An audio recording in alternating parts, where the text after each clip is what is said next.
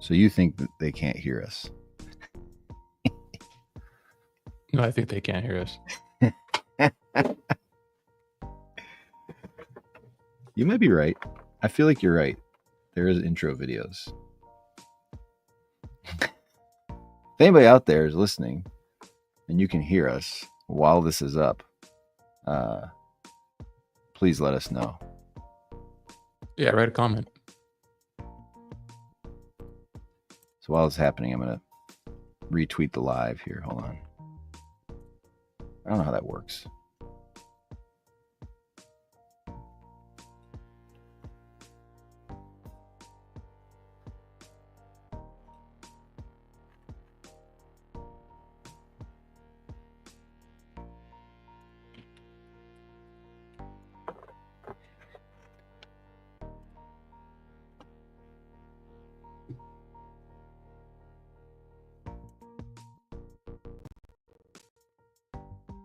All right.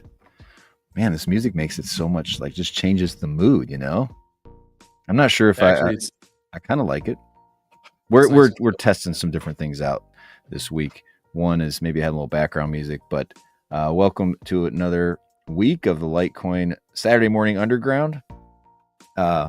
This week we didn't have any guests lined up. Just last week one fell through. We're still working on some people. If you have people that you'd like to see us interview, send a suggestion if you want to help us out. Actually, maybe you know them and you have a connection. You say, hey, why don't you go on such and such? Go on this show on Saturday mornings. We'll change times. We're trying to get something set up with Thorchain right now that might be more of like an evening chat. And we had to reschedule George from last week, but we're pretty open. I think we got a Doge one coming up soon, right? Yeah, my Doge CTO, Alex. And we've also got Paul from Edge Wallet. It's going to be in December, I think. Yeah, we got a couple of good guests coming up. When we did the Stack Mobile guy, was he on a Saturday morning or was that just on a random? I feel like that was like a Sunday evening or something. Might have been a Sunday. Yeah. I know they're going live here in a few weeks, so I might bring them back in. I think that's a cool product. But anyway, today we're going to cover some things. We're going to kind of just go over some basic Litecoin news. It's been some signs of life for us. We're all feeling a little bit better that Litecoin's starting to catch on. Obviously, the meme token drama, maybe between Lester. We could talk a little bit about that. And, we had a good spaces. We had kind of I guess we'll call it a debate, a Solana versus Litecoin debate. We could give the basics of. But I wanted to go over, there's a video that I shared earlier this week too, about MicroStrategy and kind of what is going on with that stock and why it's inflating so quickly and what they're actually doing with the money. I'll be honest with you. We have a video. I think we should go over it. I want to actually learn. It's really inspired me to learn a little more about what these people are talking about, like convertible debt, convertible bond offerings. Mm-hmm. I don't know enough, and I feel like it's a good opportunity to look at things like, because I hear like strike prices and calls and puts, and I'm like, I'm not versed in this stuff, and I feel like it's just it's couched in this language that's intentionally meant to be confusing for your normies. So maybe we can make that easy to understand, Yeah, we'll try. Certainly there's a lot of acronyms in there, and yeah, you do need to understand them, because otherwise it doesn't make sense. Like, how do they get money out of thin air? Why do people keep giving them money for nothing? It's pretty, there's some conspiracies about it too. I mean, early conspiracies. The Bitfinex guy who hates Tether, he of course thinks Tether has something to do with it, which isn't a crazy thought to me. They're $120 billion and are seemingly able to make money out of thin air. We have no verification that they're actually receiving deposits or redeeming. Right. We have yet to see a proper audit from Tether, right? Yeah. Mostly because they claim that people aren't capable of auditing them. They just don't know how. They're not smart enough. Which, okay, I mean, look, I don't know how they run their business. I'm going to assume they have a bunch of cash, and it probably is close, but they also have a bunch of other assets, which might fluctuate in value. So, yeah. might depreciate as well. Yeah, I'm Who trying to knows? find it. Yeah, yep. Well, anyway, so I guess let's start out. We'll talk. Obviously, it's been a pretty spicy few days. I think last week we were on here. I think Litecoin had kind of made a move, faded back down again. We're trying to push through again. It does feel, I got to say, man, it is really difficult. I can't be the only one just like who sits here like, I don't get it. Why is it that it's literally everybody else, right? Doge, it's Ripple, it's Solana, it's SHIB. I mean, Stellar Lumens pumped like 400% in the last week. And I'm like, what? No, I've never even heard anybody talk about Stellar Lumens. Yeah, of course I hear people talk about Litecoin, but because I talk about it. I think Litecoin is just such a grassroots movement. We don't have that advantage. I mean, things are changing now with the Litecoin account. God bless you, by the way. Fuck, where have you been all my life, Litecoin? Holy crap. But yeah, Solana obviously has the backing of how many VC funds, a ton of them. And so they're pushing marketing, they're pushing accounts, and they're doing this guerrilla shit as well. So that's kind of an unfair advantage, and takes away from their credibility in my eyes. But yeah, this week, while everyone was waiting for 100K Bitcoin, we didn't get it, but we did get $100 Litecoin. So yeah, that's something, right? I'm happy. Yeah. Triple digits. Hang on, this is where I did see. You said you had a soundboard. You need the soundboard. Oh, what? You want the Price is Right? I don't have that set up right now. I thought just like a dude or like an air horn. That'd be funny. I actually saw that the BBC has a free soundboard apparently that are like 100% free, license free. I'll have to go through them at some point in time. But anyway, yeah. I mean, I think, like I said, all these different coins are pumping, which gives you confidence that Litecoin's going to pump. And that was something we talked about in the spaces on Wednesday. So there's a guy that came in. It's funny because I like to argue. I genuinely enjoy getting into debates with people. And sometimes I feel like in spaces, there are a certain portion of people that almost don't want me to like platform these other people's arguments. Like that I let them go on. Talking about Krusty? Or whatever his name was. Yeah, whatever it was. Which I thought was, honestly, I thought he was being perfectly nice. I thought people were being a little hostile towards him. And he was maybe he was being a troll about it. I didn't get that sense from him. But I think he was genuinely believing the things he was saying, and like for him, he was talking a lot about the price. He's like, guys, look at the price, blah, blah, blah. Like, and I was telling him from my perspective, like, fuck the price. Look at the fundamentals.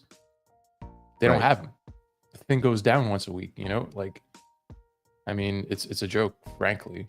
And its main use case is meme shit coins. Like, it's just like, we can talk about that quaint kid later, but like, well, yeah, I think cue that up because I think one of the things that I found interesting is Rob. Oh, I shouldn't say his name. I think his name's well known. Shoot, I apologize. Yeah, don't tell that story anymore. What's that? Don't say. I don't know what you're gonna say, but yeah. No, wait, I'll wait. But no, what I thought was interesting was his focus on price and kind of I think when you said though, like I think there is a grassroots thing about Solana. I think there's a. Oh really? Well, it is. It's being used by people there, but there is also this. It's packaged in that, right? That we're the collective and we're running the show. We get to decide. We get to launch these coins, and if I just make an awesome meme, I can make it happen. Like this is a lot. The NFT shit. When Ethereum had NFTs, and we know wash trading was going on. Like we know this was money laundering. This was being gamified. Where a launch would get hyped, celebrities would come in and give attention to Ethereum, and it made people believe that if I can participate in this, I can create something and become a gazillionaire. You know what I mean? And so you highlight the people who make it. And Solana's the same thing. People believe they can just launch a token and it's organically going to take off and they'll be millionaires, when most of those pump and dumps are orchestrated. Yeah. No, I definitely feel like Solana was bootstrapped, and that it isn't as organic as we think. Certainly a lot of these coins that come out, I mean, they're total pump and dumps, right? Mm-hmm. Um, yeah, I don't know. I just don't like it. I don't like what it stands for. Um, I think it's the antithesis to what Satoshi would have wanted. Um, and I don't think we should encourage them. Now, they come into our spaces and they start talking, trying to shill it. I'll allow it, but I mean, like you said, I don't like to argue. I don't think I do, but I do like to defend Litecoin. Mm-hmm. So yeah, when they come in, I'll defend Litecoin, and if they point to the price, I'll point to their chain going down. You know what I mean?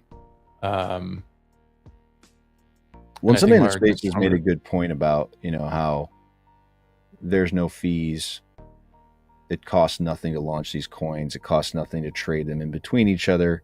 And so Mhm. it's like this, you don't know what's real. And that's the hardest part about this space. It's been this way for so long, the anonymity and the zero cost to do anything. It's almost like AI, right? It's like if AI Yeah. can make something, well, then what's real anymore? You know what I mean? And yeah, you can like what do they call it? You can like brute force something essentially by just pure. I'm going to create so many coins. I'm going to create all these bots. I'm going to attempt to make things happen, and you only got to get lucky 1 out of 50 times to make it right. And this story you're about to show, and I kind of want to. I've heard about this, but I don't know the details of it. Is a good example also of the marketing that needs to go down to make it look like, hey, any fucking idiot can make money. Why are you not participating? Like they have the Doge millionaire guy, right? Remember him? Yeah. Yeah. It became, He's or the now he's Shiba again a Inu millionaire. guy. Yeah. You got to put a story in the paper about, oh, Shiba Inu guy made $1 billion. If you had just bought Shiba Inu, you'd be a billionaire. So everybody believes it's going to happen again, right?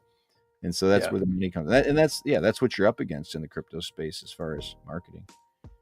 It's Hey, it's Saugus. really discouraging. I mean, and you see this kid over here. So the story's evolved, right? You heard about him going online Right. and making $30,000 or something. Well, turns out that crypto Twitter found this kid.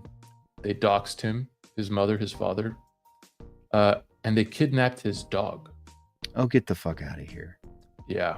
Hang on. Well, so let me take the whole story. So do you have the video of him? Because what was he doing? Was he taunting people or something? Yeah, I mean, he's a 13-year-old kid, like, Yeah. whatever. Yeah. Which, by the way, this mixes some things. This grinds my fucking gears, dude. I watched this documentary this week.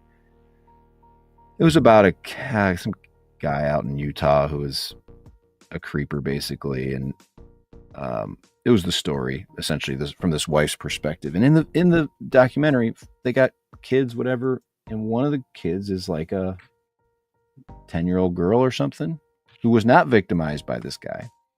It was her older sister, but they still put her picture out there. They still interview her.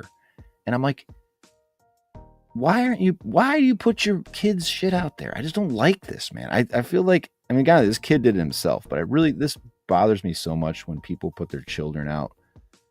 I just feel like let the kid have some privacy. They don't have any say in this. They don't know what's happening. They're 9 or 10 years old. They have no understanding of the enormity of what the internet is or the world is. Don't violate that. It irritates me. Sometimes I see it, especially when your older daughter was victimized by a guy. Why would you publicly put your younger daughter out there? All right, never mind. Rant. It's like lessons learned, eh? Yeah. Yeah, no, they didn't. They don't make the connection. Some reason people don't see the internet as the internet. All right, let's watch this. Let me know if you can hear this, all right? Do you know how to make sure that you're sharing the audio from it? No. Am I? Go ahead. You actually have to spell it out. The tab is going to have audio. So when you go to share and your present thing, Yeah. it should. Let me try again. Yeah, it should. There'll be a little box at the bottom that'll say share audio.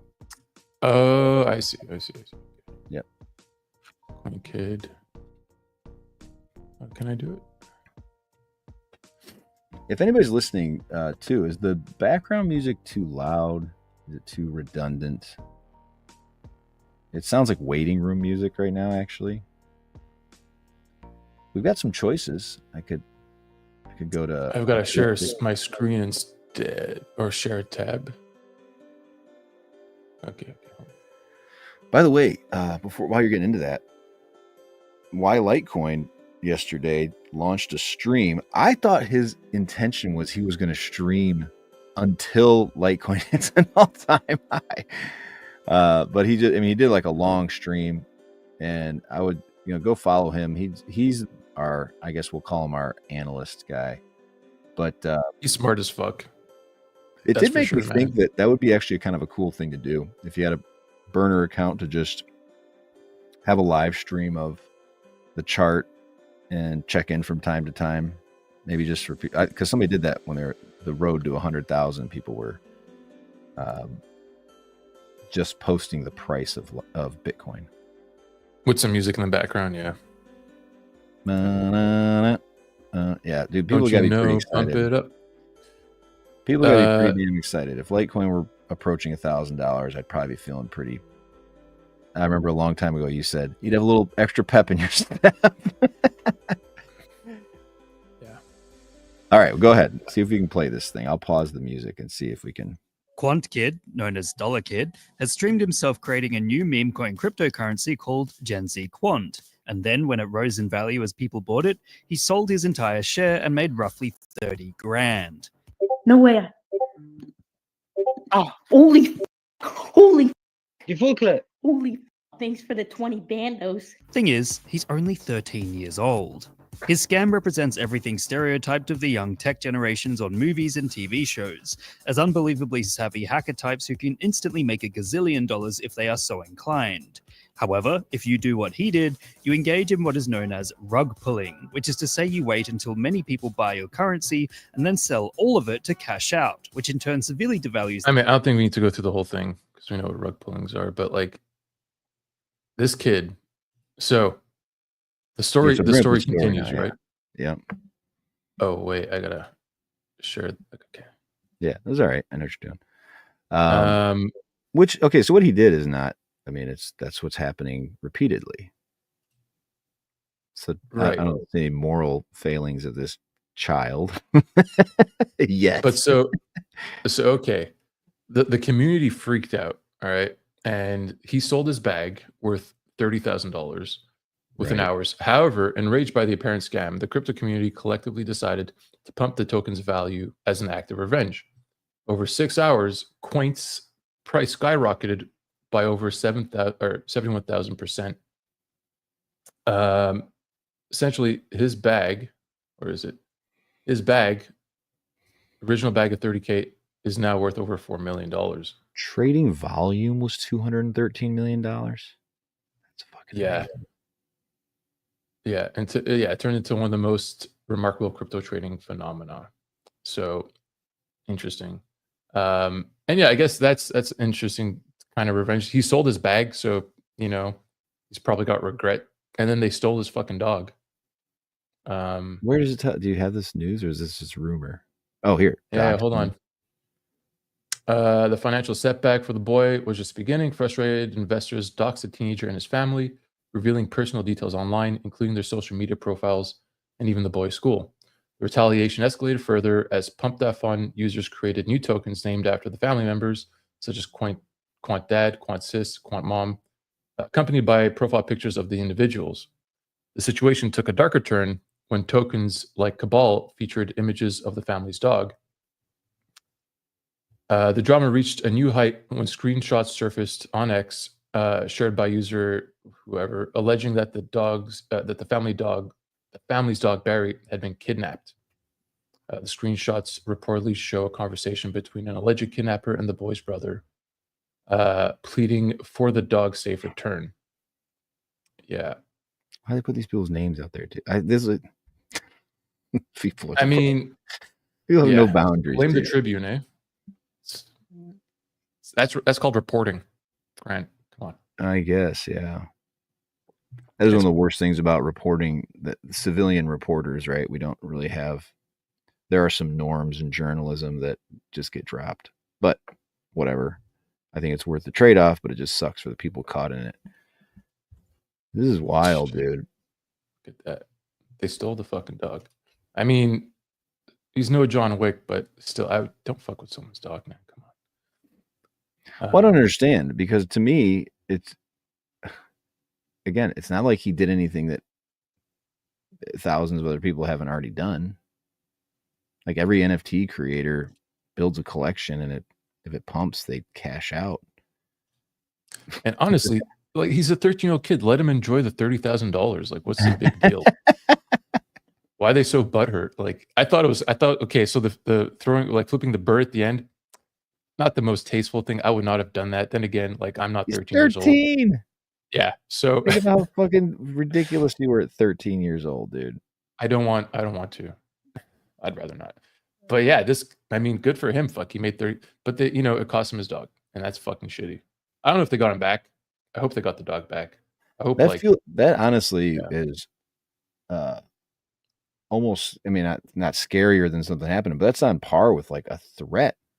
I mean, you're like, okay, they know where I live, and they're willing to basically, invade my home and take my property. Like, what are the limits of these? And who the fuck are these people? Who would what do you that? do at that point? Like, what do you do?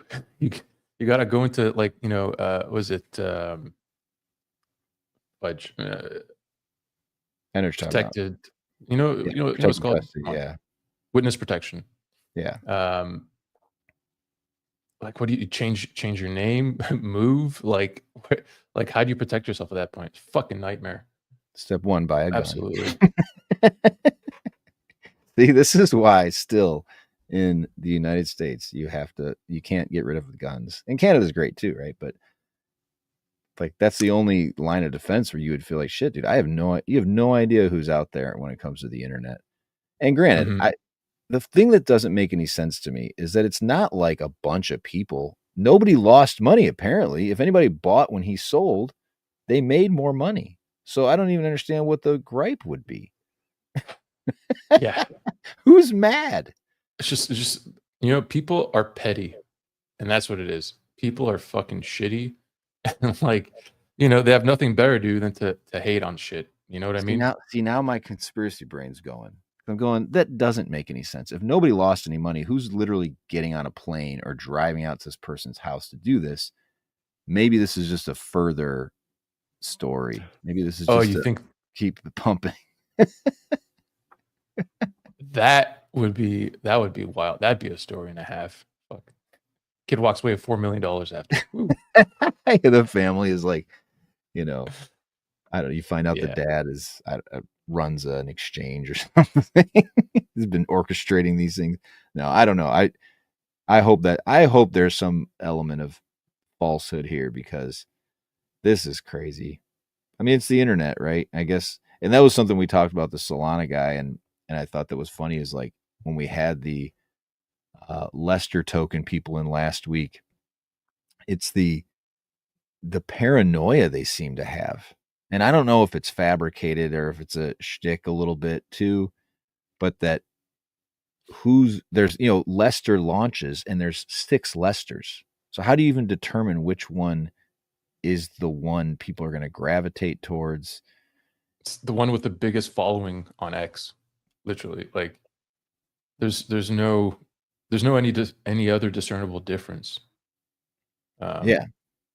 And then you'd be like, well, what's the future? I don't understand. Like, what's the plan? It's going to a 400 million market cap. You're like, yeah, I know. But like, what's the plan though? Like, what's it going to do? Is it going to do anything? What are the tokenomics? Well, we secure 90% of the coins ourselves, just, for development. And it's so strange to me. It's like, it's like a lottery ticket. That's what people are doing. They're like, I'll take $100. I'll buy 20 tokens and hope one of them I don't know, 10x's. I guess you couldn't do that. You'd have to hope it goes more than 20x if you buy 20 of them. Yeah. So it's just a really strange game, and it happens every time. If it's ICOs, I think NFTs substituted that last time, and really it's just about reducing friction. So this, I guess it's pump.fun. Again, I don't know enough about it. I'm sure it's fun to engage with. I'm sure it's super easy. Yeah. And it's probably got a slick user interface, but it's not, it's just unsustainable. And that's what the conversation boiled down to with the Solana guy is like, if the only building going on is unsustainable, then why do you think Solana's is sustainable? And he brought up like DeFi, and I tried to find the DeFi, and all the DeFi was just trading other Solana tokens. And then he talked about some credit cards supposedly you can load up with Solana, but it was some site that didn't have any functionality to it. So it just feels very, whatever. It may be long term. We'll continue to I think it's just a fad. Honestly, Anything dude. with a Like the good use- ICO thing was just a fad. The NFT Yeah. things it's just a fad. This tokenomic stuff is just a fad. Yeah, as more people get onboarded, more people get into Bitcoin, hopefully they'll learn about, the network and the security model and where its value actually comes from. Like once people understand where the value comes from, I think they'll be less interested in these tokens. But yeah. We can switch gears if you want, but before, I think we should shout out our sponsor, Cake Wallet. Yes, I'm really bad at that shit. Thank you for keeping me on. Oh, for sure, dude. Cake Wallet's awesome. They've got, I think, the best mobile implementation of MWeb. They've recently released support for Ledger, Litecoin on Ledger through Cake Wallet, which is pretty cool. Mhm. You can do some Nano GPT stuff on there as well, alongside swaps through Thorchain, which is really nice. A lot of people, they seem to be using Litecoin for on Cake Wallet is they'll buy Litecoin and then swap into Monero or vice versa. Yep. Whatever. They're allowed to do that. I would stick to MWeb. I think it's just so cool. It's funny. My But yeah. buddy he messaged me yesterday. He does this every so often. He has like his freak out moments. He's like, dude, what happens when Litecoin runs? Coinbase is going to shut down. It's not going to work. They always get overloaded. Everyone's going to be dumping, trying to get rid of their coins. When it goes to $1,000 a Litecoin, they're going to shut down the site.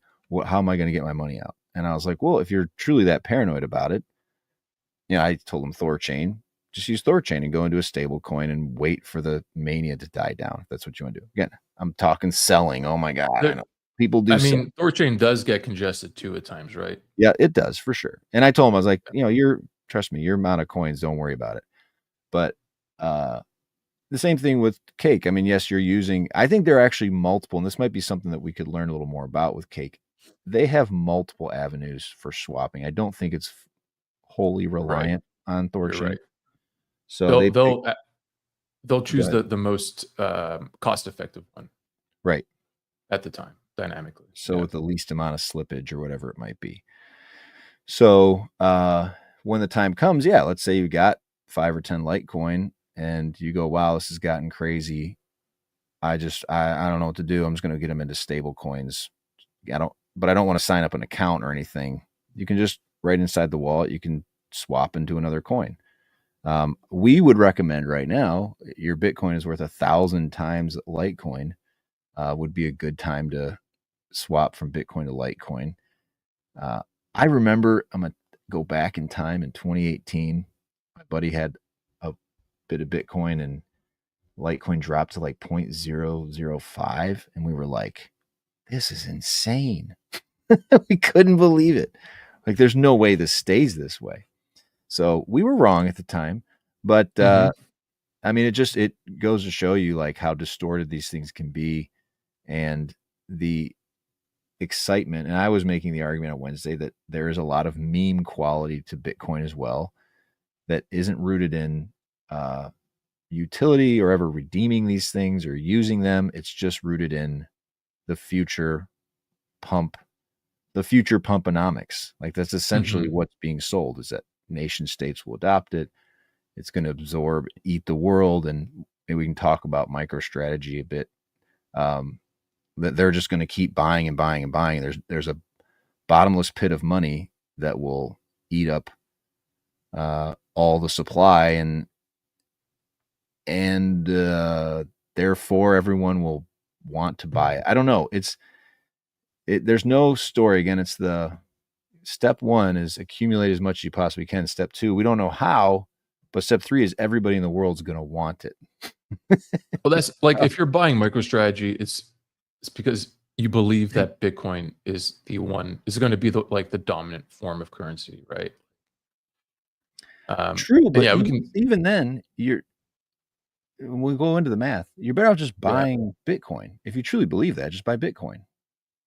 Right. Yeah, because we'll see in the video later, but if you're buying a share of MicroStrategy, you're getting like 0.25 of a Bitcoin per when you buy like say Bitcoin's at 98,000. When you buy $98,000 worth of MicroStrategy, you're only getting 0.25 of a Bitcoin. So you're getting a quarter of a Bitcoin. Mm-hmm. It doesn't even make sense. Why would you want that as opposed to a whole Bitcoin? Right. When you're not even getting the Bitcoin. You're just getting exactly. paper receipt for paper Bitcoin. You're getting a share of a company. And I mean, okay, so and this is a company that failed, it's a failed software company, right? And they pivoted to being a Bitcoin treasury company. All right, whatever. It was a good move. I'm like not saying anything bad about that, but why don't you just buy the asset? And I guess the reason is, at least at first, was that there weren't any other ways for institutional investors to get exposure to Bitcoin, right? Mm-hmm. There weren't really ETFs at the time. MicroStrategy was the only way. And so they have that first mover advantage now, which is snowballing. And they're continuing to use and continue to issue convertible bonds themselves and just buying more Bitcoin with it. Look, is this sustainable? I mean, we can look at the math. You want to throw up the video? Yeah, and I actually want to make sure I credit this. Hang on a second. Because hold on. Because I want to make sure, bring a little bit of credit to the person. Where the heck is the... Oh, here we go.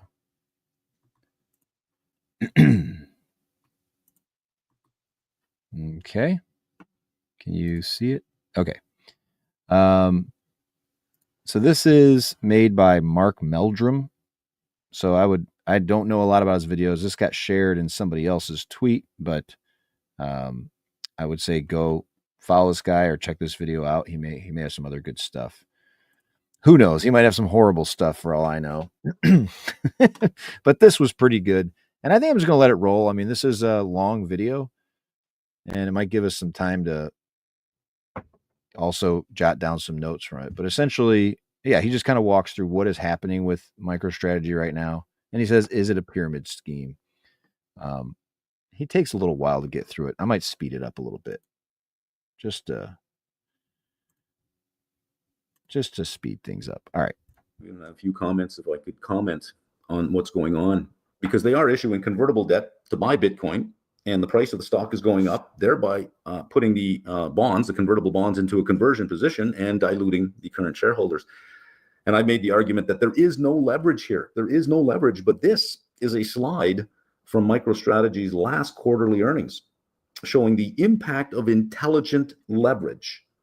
Can't argue with this slide. And I'm going to show you on the next screen how this is done. Look at this total Bitcoin. You're going from December 31st. This is just year to date, first 3 quarters. 3 quarters. All right, I'm probably going to pause a lot. The reason being, like I think the other telltale signs of some things is when you start, again, using language where you're like, wait, what is this? Sounds good, but you don't know what it is. Like I've always felt the phrase digital energy, like monetizing digital energy. You're like, what is digital energy? Those two words don't even really make any sense together. Just intelligent leverage. Okay. It's still leverage. You can call it whatever you want. 33% increase in the total Bitcoin, right? But if we look at their share count, and to their benefit, they're using an assumed diluted share count. The difference between assumed diluted and fully diluted is fully diluted will use the treasury method. Anything that can be converted should be converted. For the assumed diluted share count, they're just saying convert everything. They just ignore everything. Just assume that everything that could be converted is converted. Just convert everything. Now, it is a little bit questionable because every year they have huge amount of stock-based compensation. So this is not forecasting out a couple of years of dilution for free, right? And then because they have share-based compensation. So, but still, let's see what they got here. 13% increase, but a 33% increase in the Bitcoin count. So you would say Bitcoin per share has increased. So if I bought a share 9 months ago and I buy a share today, never mind what I paid. Let's just look at the asset value that I get. Because the asset count is climbing faster than the share count, the asset value per share is increasing. Isn't that leverage? Isn't that it right there? Let me show you how you get that. You'll be amazed at this. Okay, I'm going to give you just a really simple example. But the logic would be the same no matter what numbers you created. You can prove it for yourself by just creating scenarios on your own, and you'll see that the math always works out. Let's start with a simple example here. Let's say we have a company that has 10 units of something valued at $1. These 10 units. So under assets, we have 10. And we're really only concerned with that. We'll call it some kind of cryptocurrency, let's say, but that's all we're concerned about. And let's say that we have 1,000 shares that are valued at 50 cents a share. There's our initial condition. What we'd like to do is increase our asset count. Let's buy 10 more of these. They're trading at $1 a piece, so we'll have $20 in assets. We've got to buy 10 more. But the business that we run doesn't make any money. Let's say that we have a software business and the software business loses money each year. So we can't really use cash flow from operations to do it. So what we'll do is we'll raise $10 in convertible debt. That's nice and simple. And since each share is 50 cents, we're raising $10, it'll convert to 20 shares. And we raise $10 in convertible debt. We can buy 10 more of these for $1. Our asset value goes to 20. Our asset count went from 10 to 20. All right. So I'm just pausing just to keep pace here. So again, obviously he's using very simplified numbers and boiling this down. I hope, is this going fast to you or no? To me, I mean, look, it's a lot of text. I like the other. At the end, there's a graph that I think really explains it simply. But essentially, assets and liabilities, right? He's like, yeah, I own this. I owe people that people have. Yeah, essentially, I owe. The software business is pretty much dead. I'm not sure if they're still paying their engineers to maintain it, probably, but yeah, they're not focused on that at all anymore. Yeah, from my understanding, it's like a $50 million business, which sounds like a lot, but in the real world is not a very large software business, considering the software market. I mean, it was a gazillion dollars. I want to say, in between 2016 and 2018, it was MicroStrategy was used as a business analytics, right? Business intelligence software. Okay. And I'm sure some firms still use it, but there's other things out there now that do it better. Right. So he's going to walk through so in order to buy more of the underlying asset. Now this ratio, like today, these are only worth $10 and he has $500 in market cap, we'll call it, right? 1,000 times 50 cents. So he's giving an extreme example here that your market cap is 50 to 1, where today MicroStrategy is about 4 or 5 to 1 as far as the underlying asset. So he's just, I think, showing this in an extreme way with simplified numbers to demonstrate kind of the mechanics of what's going on. And then he'll dive a little bit into the more granular numbers here later. Because we bought 10 more. We had 100% increase in our asset count. Let us just fully dilute everything. Let's say, okay, well, it's convertible debt, but it converts to 20 shares. Let's just say on an assumed converted basis, you got 1,020 shares. That is a 2% increase in your share count, right? 100% increase in your asset count. The magic does not stop there. Here we had 10 units of something for 1,000 shares. So each share represented a 1% ownership of each of one unit. If you had a share, you had a 1% ownership of one unit. That's a 10 10 units divided by 1,000 shares. Now you have a 1.9% interest in 1 unit because we have 20, a count of 20, but only 1,020 shares. So you had a 90% improvement in asset value per share through the use of this convertible debt.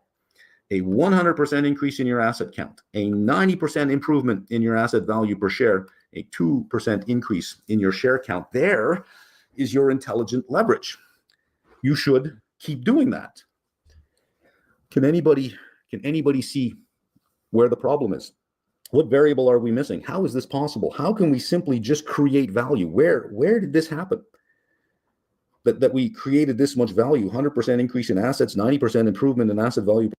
And I'm gonna pause this because this is an important part to me. Because I don't know if you can see me. I don't know if it's important. Do you think it's important to see people while we're talking about? I think what is important to point out here is that this is the sales pitch.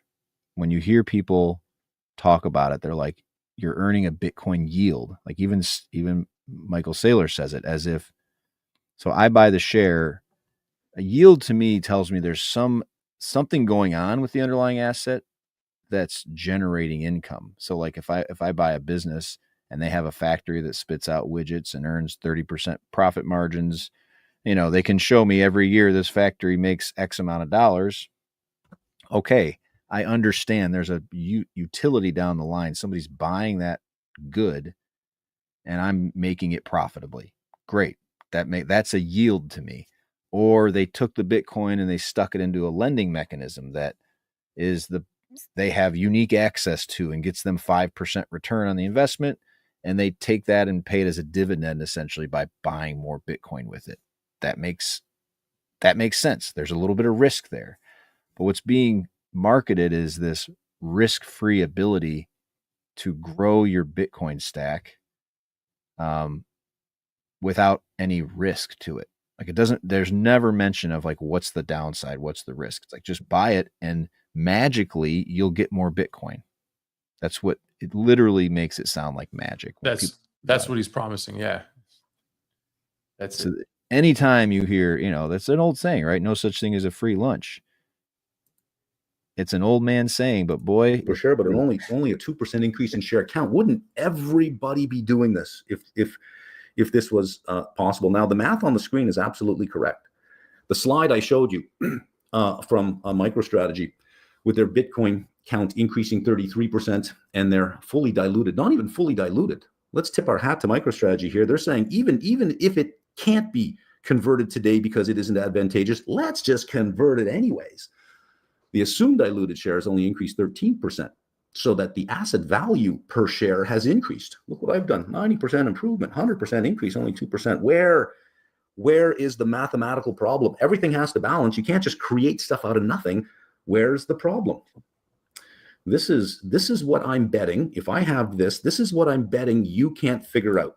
Now, this on its own would be, call it illegal on its own. My interpretation of it would be if I was just doing this, it's illegal. But if I wrap it up inside a corporation and I give you shares and I give you debt, I give you publicly traded assets such that you can always sell your share to someone else.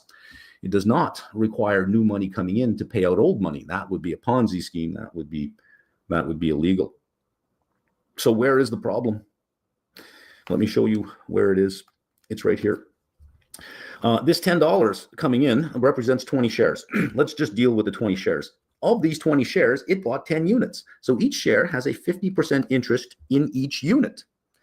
But once it gets added to the pool, it now drops to 1.9%. These guys suffer very greatly, but they help out the people who were in there first. So you have the original shareholders who got a 90% increase in the asset value per share, and you have the money coming in that didn't do very well. But all you have to do is just raise more money, and that will help these out and these out, but they won't do very well. Well, you can just raise more money, and that will help them out, but they won't do very well. Well, you just raise more money, and that'll help them out, but they won't do very well. As long as you keep raising money, you can keep improving the asset value per share. But who is financing the improvement in asset value per share? It's always the last person in that is doing that. So if you can issue a lot of equity and a lot of debt, and you keep issuing it, you have to keep issuing it in bigger and bigger amounts, however, to keep pushing this up. You have to keep increasing in bigger and bigger amounts. I want you to keep that in mind. Let's revisit this. Can you Yeah. just pause for a second? I Yeah. think it's important at this point, probably a little bit too late even, to disclose the fact that I do own a bit of MicroStrategy. Even though I'm ultimately bearish on it in the long term, yeah, we can keep going now. Yeah, well, the part that really hit home with me when I was watching this was exactly what he said right there. You have to keep issuing bigger and bigger amounts, and that's what's seemingly, lately we're all going, Jesus Christ, because I remember, man, I mean, how many times did I post like, I don't understand, why does he, if it's going to be this multi-million-dollar asset, why doesn't he just let people buy it? Like, why is he out actively buying More tens all of the time. thousands and hundreds of thousands of coins? And this kind of explains it, because it's been getting faster and bigger. It feels like every week he's buying in larger amounts. And I mean, so I guess you could argue that, if Bitcoin does go to $1 million, for example, okay, then Yeah. suddenly makes more sense. But are you still only owning, 25% of Bitcoin for your equivalent value shares from your original Exactly. purchase date? Maybe even less. Maybe you'll have even less. Maybe I don't know. Well, you can never catch up. That's the thing. It's never going to be 100%. So why not just buy the 100% right out of the gate? Just use your money. But it's the sales pitch, right? Buy into it and then be one of those guys that. Go ahead. Honestly, the dude's he became a meme, right? He is Bitcoin's biggest advocate right now, right? He's super famous. He's built a brand on his sales pitch, simply because he was the first business to do this, right? I think it was a super badass move. Don't get me wrong, Mm-hmm. but it just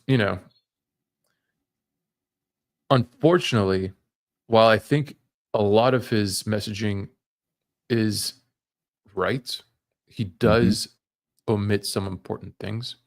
And obviously he's vested, so he's going to have a huge bias. So when you listen to him, I mean, I take everything he says with a grain of salt. Like I know what I believe in, right? And when he goes off of my script, I'm just like, okay, I could see that he's, just pumping his shares at this point. But I mean, most of what he's talking about, about there being digital gold and about hedging against inflation and stuff like that, digital property and all these things. Like, I agree 100%. You know what I mean? But these days you have, the IBIT ETF. You have different things you can expose yourself to if you want Bitcoin exposure that probably represent a better value, like an unleveraged position, right? Mm-hmm. So, yeah. Yeah, and I think you're 100% right with him. There's been a lot of stuff where you watch it and he can flow, dude. He's talking, and he's a great salesperson, but he's talking about, like he talks about the qualities of Bitcoin. This drives me nuts about a lot of the people that are big Bitcoin voices, is that they talk about, it's this perfect peer-to-peer currency and can't be debased, and it's censorship resistant, can't be controlled by a government, all those great things. But then they simultaneously sell you something that is not that. So just they borrow off this brand of Bitcoin to sell something that is, in this case, the antithesis of Bitcoin. Well, Right? and that's the thing, right? So with him getting all this attention, with MicroStrategy having such a big stake, there's a danger that he might have some influence on Bitcoin's future development, right? He absolutely does. I think if he comes out and shits on something, it carries a lot of weight. Right. And so that's not something that I think we should, encourage. I think Bitcoin should remain decentralized as much as possible. Right. And we could just be coping. This could all be cope animal. Listen, like I said, I'm invested. You have to share. Yeah, since you're invested, you're not coping. I am long-term bearish on BTC and MicroStrategy. So yeah. Or maybe let's not say bearish, just maybe less bearish than your average Joe. less bearish than, or more bearish than Michael Saylor. I'm bullish on script coins, dude. Dogecoin, Litecoin, Bells. I'm bullish. I'm super, like, I'm a S-Crypt maxi. Yeah. Yeah. Well, let's watch the end of this. I do want to dive into that because actually there has been a lot of attention coming to these script coins lately, in particular Litecoin. But, all right, let me. You want to skip to the part where he shows the graphs and then. Well, we're halfway through. Okay. We're getting there. Chart again from MicroStrategy. Keep in mind what they're billing it as. They're suggesting that this is the impact of intelligent leverage. And I've just shown you on the previous screen, it has nothing to do with intelligent leverage. It's just a flaw in the math that the people coming in last, those who are supplying the next round of financing, are losing significantly to help those out in front of them. They will increase the asset value per share for those people who were in before them, but they suffer. For them to get an improvement in asset value per share, you got to bring in more money behind you. Let's just see what's going on here. Let's go back to December 31st, 2023. There's your Bitcoin count, 189, 150. I'm not questioning any of their numbers. I'm saying I'm going to give it to them. These numbers are right, and I'll even give it to them for using the assumed diluted shares, not just fully diluted, but convert everything just to show the worst case scenario. Their numbers are right. You're not going to find flaw here. 33%, 189, 150. Let's use their share count. The comma's in the wrong place. It's not the 20 comma. It's 207 comma, 207,640. But I mean, I guess I could give it to them in the sense that, well, they did have a 10-for-1 stock split, so you would move the comma over, right? You got to move it over. That means each share has a 0.091% interest in a Bitcoin. Each share. If you have 189,000 Bitcoin and 207 million shares, each share has a 0.091%. That's a long ways from 1%. That's not 1%. That's 0.091% of the Bitcoin per share. Well, how many shares of MicroStrategy could you buy instead of buying a Bitcoin? If you go back to December 31st, Bitcoin was 42,000. MicroStrategy was 63.19. Again, I'm adjusting for the split, right? It would have been 631, but I'm adjusting for the split. You could buy 668.86 shares. You could have bought a Bitcoin for 42,000, or you could have bought 668 shares of MicroStrategy. It's the same amount of money. If you bought 42,265 of Bitcoin, you own 100% of one Bitcoin. If you spent the same amount of money on MicroStrategy stock, you own 61% of the Bitcoin. Not 100%, but only 61% of the Bitcoin. But that's okay, because apparently you have intelligent leverage. Look, 33%, and it only was 13%. If we take the 252,000 now and divide it by the new share count, each share is now 0.107% of a Bitcoin. Look at this. You went from 0.091 to 0.107. You had a 17.76% increase in the Bitcoin per share.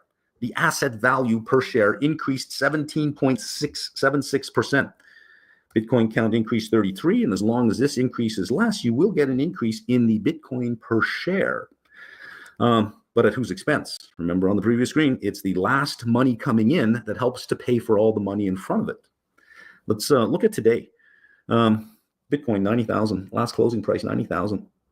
MicroStrategy closed at $340. So you could buy one Bitcoin for 90,000, or you could buy 266.7 shares of MicroStrategy. Each share representing 0.107 of a Bitcoin, you'd own almost 29% of a Bitcoin. You could have bought 100% of a Bitcoin, but instead you said, no, I'm going to go for 29% of a Bitcoin because, of course, I have intelligent leverage. That leverage only works if MicroStrategy plans to raise more money. And then for those people, that leverage only works if it plans to raise even more money.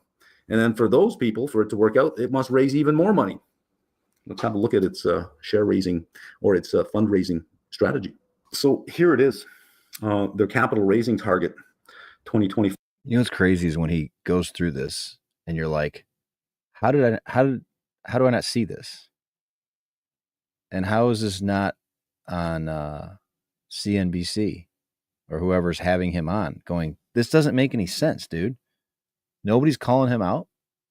I think some people have, but he's got such a strong case, especially when Bitcoin's pumping. Like, what are you going to say to that? Like, right. We made $500 million a day, so I'd like to see any other company do that. And it's like, but you didn't make anything. there's no other company that's performed as well as we have. What are you talking about? You know, like mic drop. So All this right. is one of the things we love about, you know, you go back, dude. Think about the narratives 2015, 2016, when it was like, there's no CEO that's going to get arrested. That was one of the things Mhm. about Bitcoin, Litecoin, legit assets. You go, it doesn't matter. Charlie Lee dies, doesn't change anything. Charlie Lee goes to jail because he's a piece of shit. That doesn't change the platform. Satoshi Nakamoto, they find out who he is, they string him up from a tree. Doesn't matter, right? It's a decentralized network that is uninfluenced. And like with MicroStrategy, that's all gone. It's very realistic that, I mean, I shouldn't say that. I don't think he'll go to jail for this because obviously whatever he's doing is legal. It's above board, but it's still a modern day legal pyramid. Yeah, you mean if the whole thing comes falling down? I don't know. Would he go to jail? I think the people lending the money would be just as responsible. But Well, no, the funny thing is the lending of the money, I think it's just coming from diluting shares. Or he's borrowing against the shares. And that's one of the things of the details I want to understand a little better. Because I know there's an interest rate there. So he's maybe issuing shares in order to use as collateral against a loan. That's my guess Right. is what's happening. But I do want that. That was part of the thing. I was like, man, I wish I had a little more time to do some homework on this. Because I think it'd be a good education for all of us to understand a little better. Yeah, well, while we watch the video, I'm gonna Google it real quick. How he's calling them like ATMs. I hear that phrase thrown around, and then like, yeah, it's a something bond. All right, well, maybe he mentions it here. 5 to 2027, it says illustrative. Their plan is to raise 42 billion in capital over the next 3 years in equal amounts of debt and equity. I'm just going to move a few things around here so that we can see sort of what's going on just a little bit better. So let's just kind of move some things around here. And remember what I said it relies on. You have to keep raising money, and you have to keep raising money in larger and larger increments to get this done. It's the only way to make this happen, right? Give me a second here. I just want to rearrange something, and let's just turn this over on its side like this. There is their fundraising strategy. Is if they do raise this amount of money, they can increase the number of Bitcoin per share that existing shareholders would have at, of course, the cost of these shareholders. But they can make these shareholders okay by raising even more money to help everyone above them. To raise the value of Bitcoin per share. But keep in mind, they're financing 100% of the increment, but only getting a percentage of it. But that's okay. You can raise even more money the next year to help everybody else out in front. Of course, they would suffer quite a bit, but they would help everybody else out in front by raising the Bitcoin per share. And as long as you have a Bitcoin count that is that size and a share count that is that size, any increase in here would look like a large number compared to the increase in here. It would also make it look like you're increasing the asset value per share, but it relies on larger and larger and larger amounts of money coming in. I don't know what I would call that shape. I'm not sure if there's a word for it.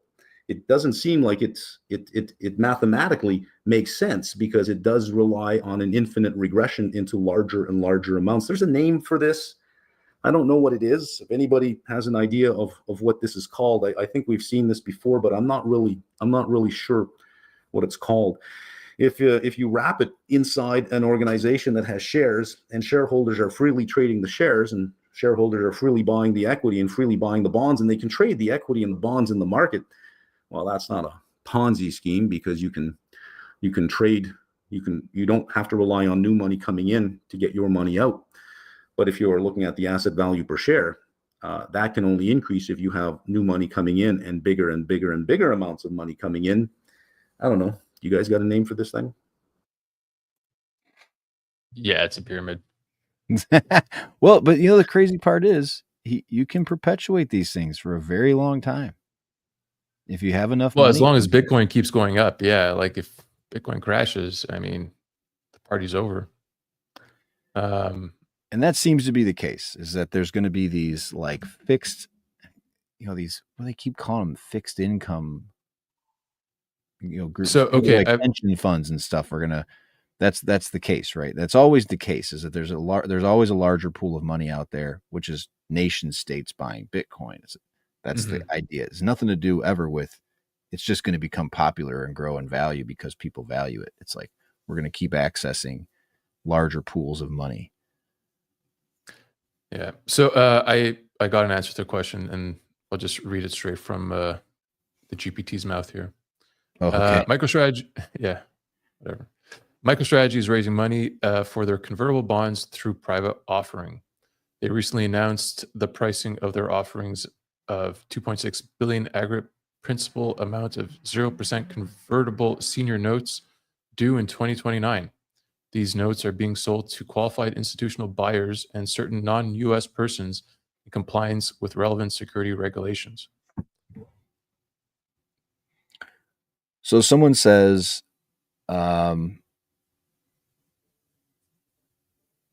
like OTC buying. Here's $10 billion or whatever. Here's $1 billion. I'm going to loan this to you at 0%. But at a future date, you have to give me a certain amount of shares back, right? Yeah. With an assumed future value of, again, like I think the one this week was like 637. Actually, let's pull that up because I know he made an announcement. Michael Saylor Moon. What a character, man. You got to admit, he has probably been the most prominent Bitcoin figure. Oh, big time. He's maybe a Bitcoin ever? champion. The biggest, probably, since Andreas Antonopoulos, who was actually onboarding people and educating people. This guy is kind of doing it, but in a less honest way, I feel. Did you see his interview where he was on stage with Scottie Pippen, where Scottie was saying how he met Satoshi? Yeah. Well, hang on a second. Have you seen that? Yeah. So Marathon's now doing the same thing with our 0% convertible note offering. Here, let me pull this up. This is just, man, we just love it's just let's talk about Twitter. This is the Twitter channel. Isn't it amazing how the news has become Twitter is so the news now? It's amazing or sad. Right. I guess it's the death of the mainstream media. So here's Marathon. We acquired almost 6,000 so far at an average price of 95,000, 35% yield per share. Wow. Total owned. And of course, first comment when Litecoin. So they're jumping into the same game. So that's what we need to understand. Convertible notes. What does that mean, right? Because he just had another one. Yeah, has completed a $3 billion offering, convertible notes at 0% coupon. So no interest rate and a 55% premium with an implied strike price of $672. That's the part. That's what we have to understand. Because you can still see this, right? No. Yeah, we can see that. I want this. Conversion price, which is probably what they mean by strike price, the price per share at which a bond can be converted to common stock.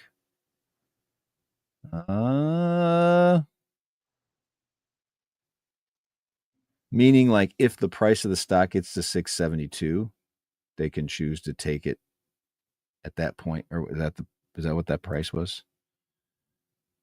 Yeah, 600, an implied strike price of 672. Yeah, I don't understand that. It's at $420 now. So, meaning that they're not allowed, that if the price of the stock gets to 672, then they're allowed to sell it, take gain, essentially. Okay. Why would you do that?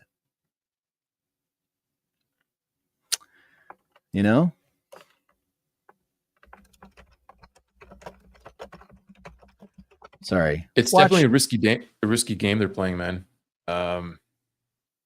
And I feel like when you look at Saylor speak on the news, I feel like he doesn't have the same confidence he had a year ago.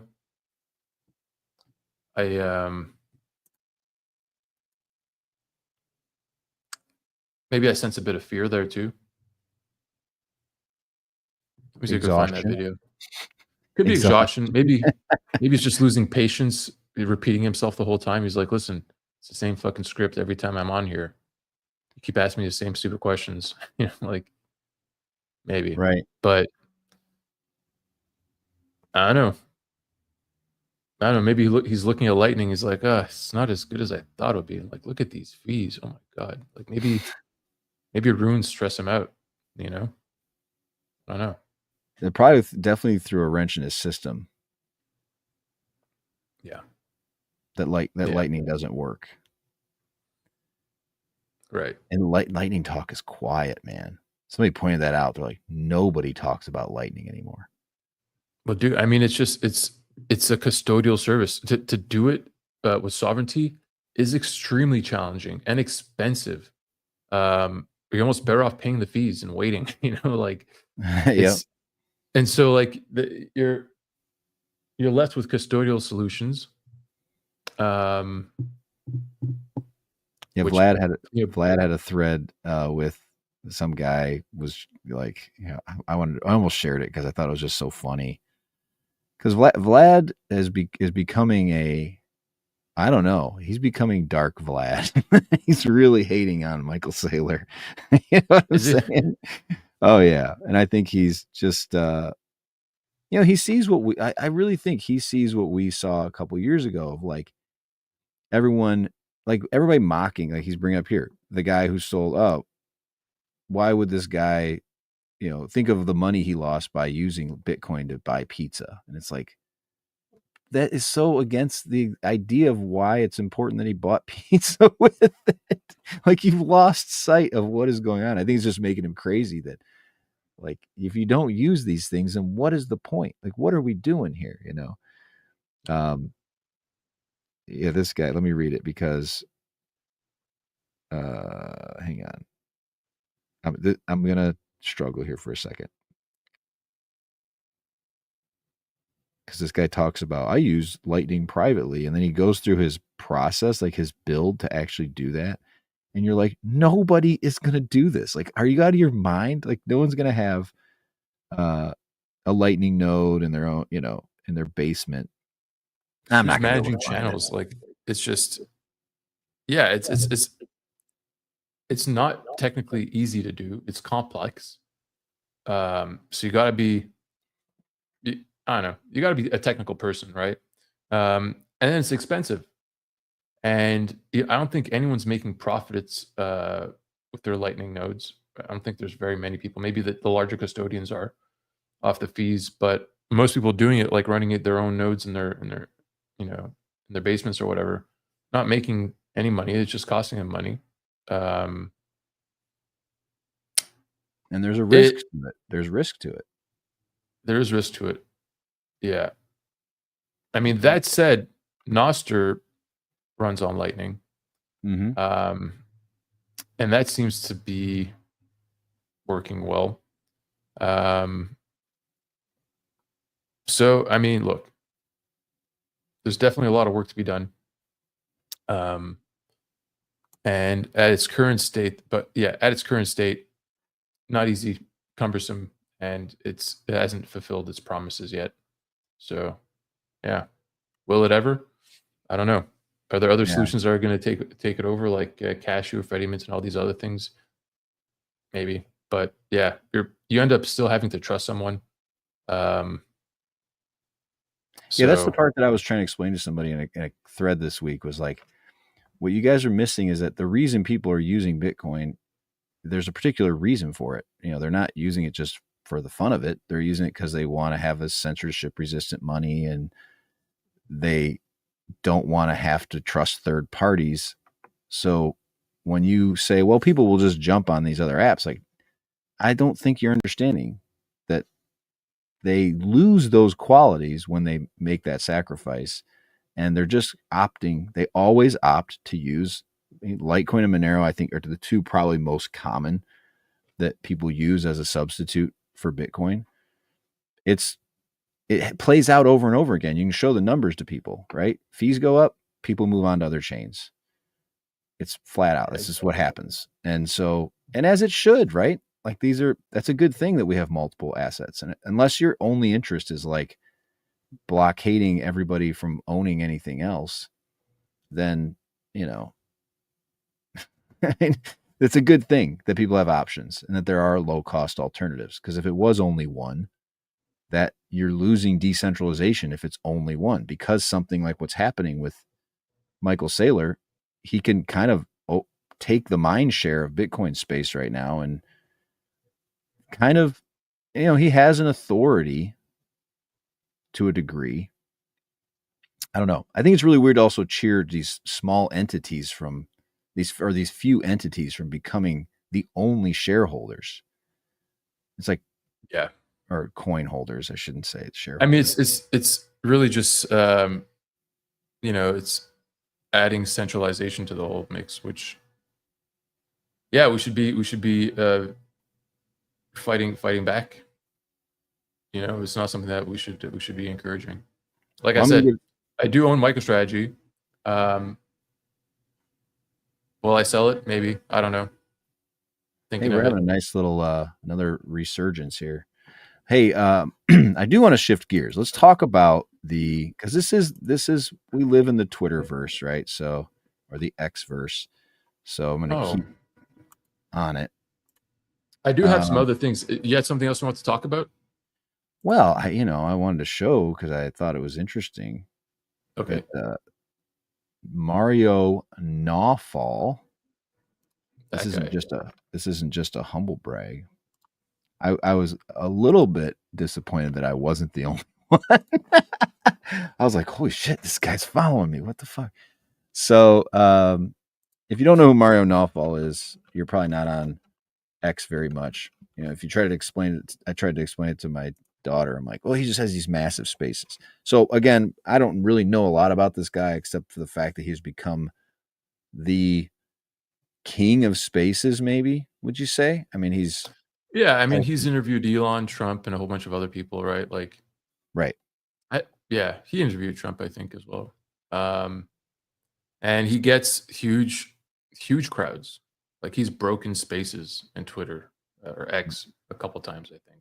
And I've honestly never even listened to much of what he does. There were a lot of people that had a lot of, I don't know. I just felt like they were being haters towards him. Like he started to build momentum, kind of came out of nowhere, and I think got a couple of really good interviews, and it went well. And then he just kind of de facto place to go. So I mean, good on him. And I think also recently he's been posting stuff. He's been shilling things, right? Like posting things that aren't true just to get engagement, right? And so I think that's rubbed people like the wrong way at some point.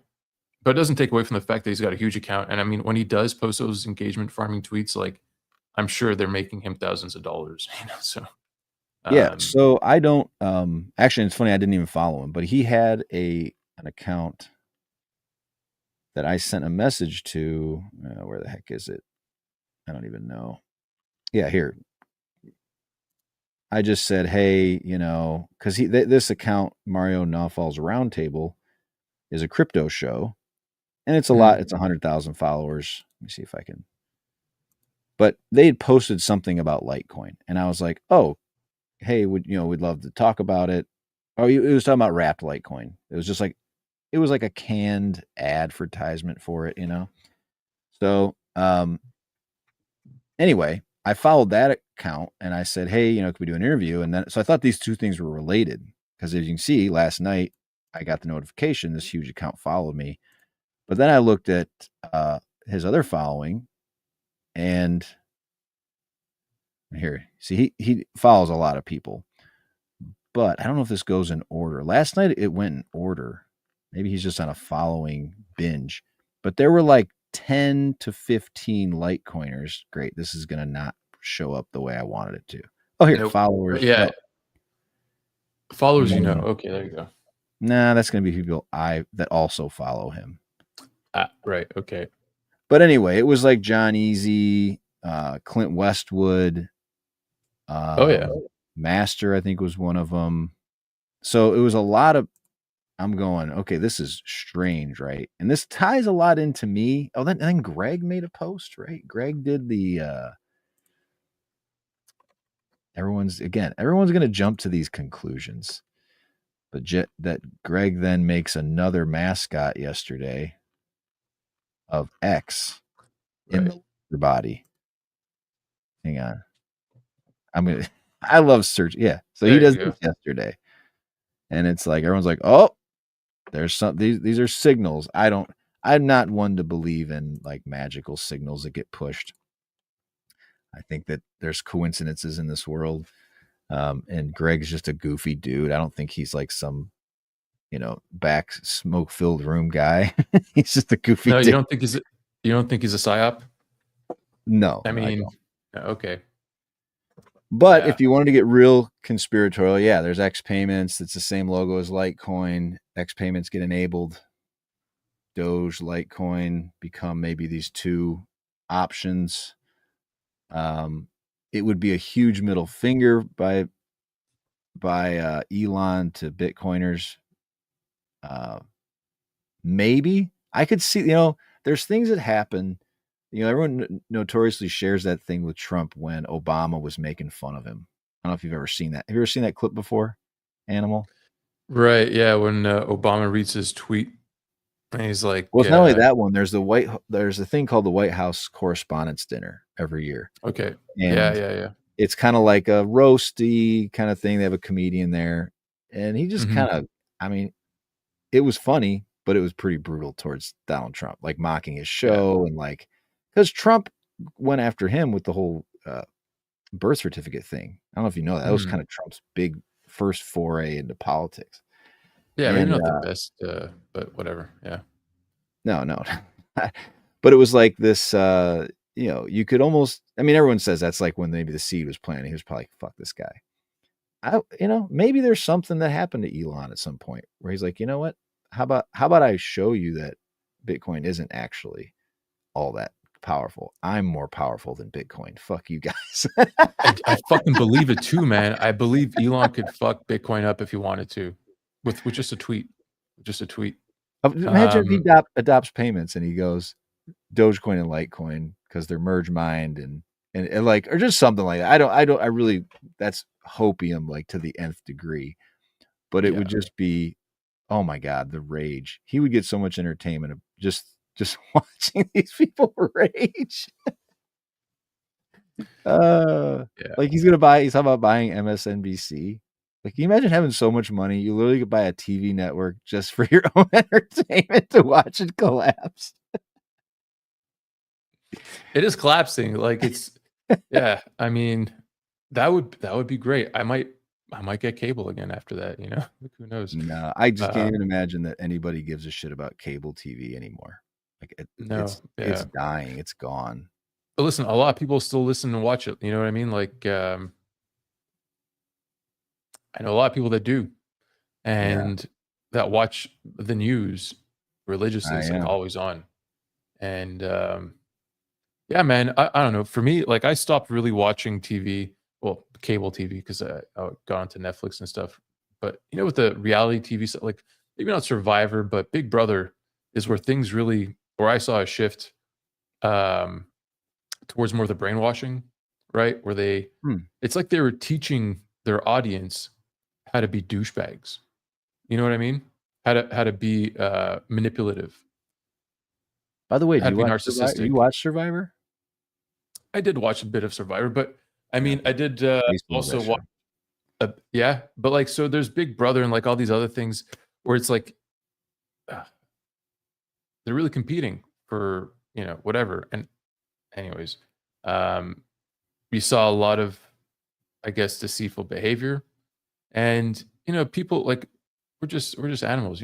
Monkey see, monkey do. So what we're exposed to, what we see, we absorb, and then we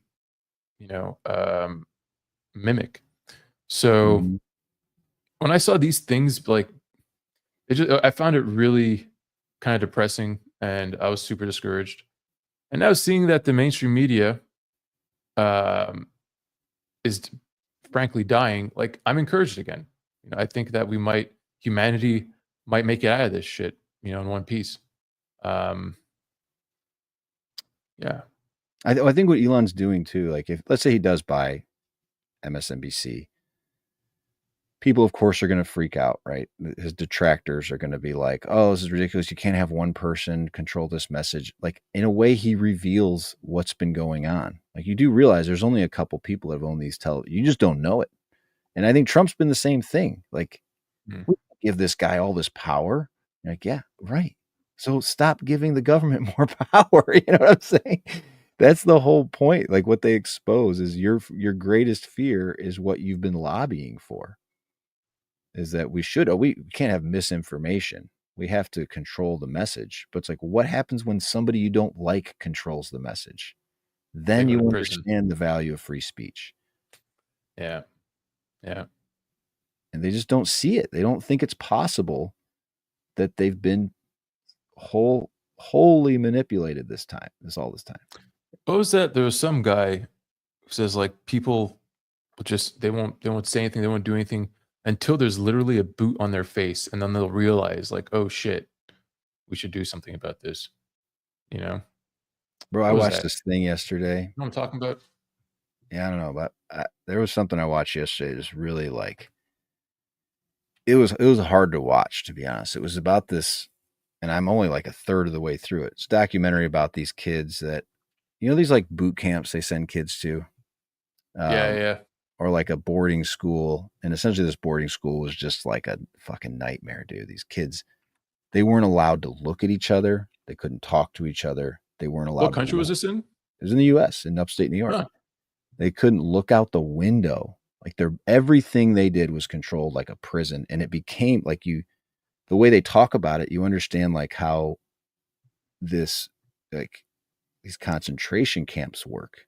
Right? Like there's this fear and there's this point system. And it's like, if you're good, you can get somewhere. Like there is a way out eventually.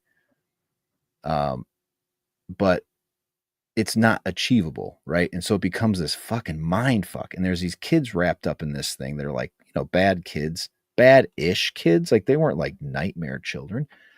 And they don't talk to their parents. Their parents weren't allowed to come visit them. They weren't allowed to call their parents. And there's people they interview that work there, and you're like, what the fuck? How do you not stop this? What did these kids do to wind up there? Were they troublemakers or?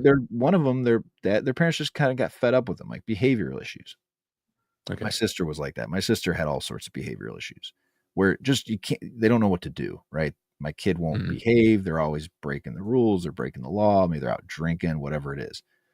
And so they send them away thinking it's this thing that's going to help their kid learn discipline and respect for authority and become a good student. And it's like, it just gets abused, right? Because you have people who are unable to speak for themselves.